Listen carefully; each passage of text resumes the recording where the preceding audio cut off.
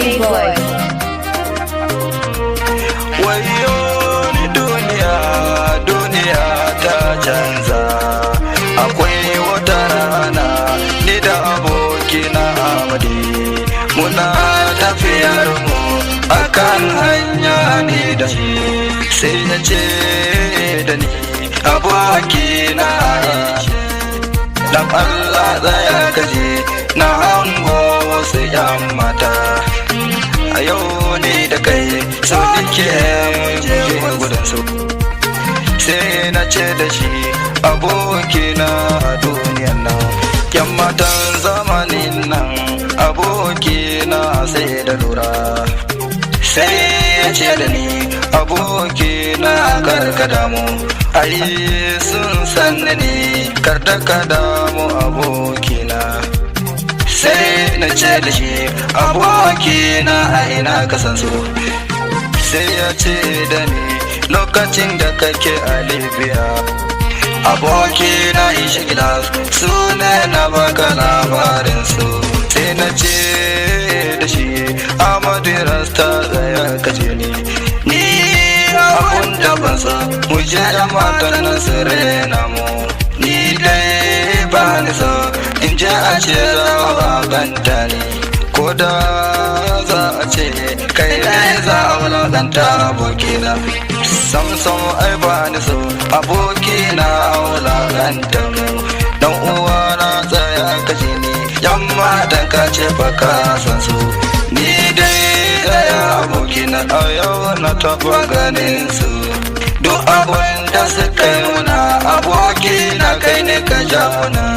sai ya ce da ni abokina ishe gidas wai ko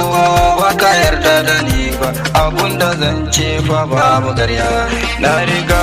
da na sani kai fa aboki ne a gorina, sai ya ce da ni ishe gidas ka yarda da ni abun da zan gaya ma babu garya a zuciyarta, wayo ne duniya, duniya ta canza. Akwai wata rana ni da abokina Amadi, sai ya ce da ni abokina ishe gilas, ashe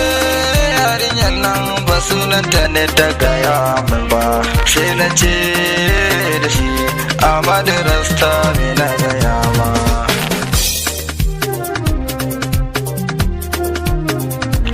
sai ya ce da ni abokina zaya kaji ne ai yarinyan na sunanta Sarina ne, to ashe ba gaskiya ne take gaya min diyan nan, sunanta Fainusa ne yarinyan nan tana da kyau, Fainusa tana da kirki ko a cikin kawayenta ne, abokina ka'ida ce ko a cikin abokananka, abokina ka'ida ce Fainusa tana da hankali, yarinyar akwai ta wanka sannan tana da tarbiyya, abokina ka'ida ce ni ma zan je in nemi tawa, abokina Amadi tsayan baka labarina, akwai wata rana ni ma na taɓa yin guduwa, sunanta ne ba da so na yau faɗayi, aiko da ban gaya ma ba abokina ka santa, abokina Amadi wallahi yau dai ka'ida ce, Fainusa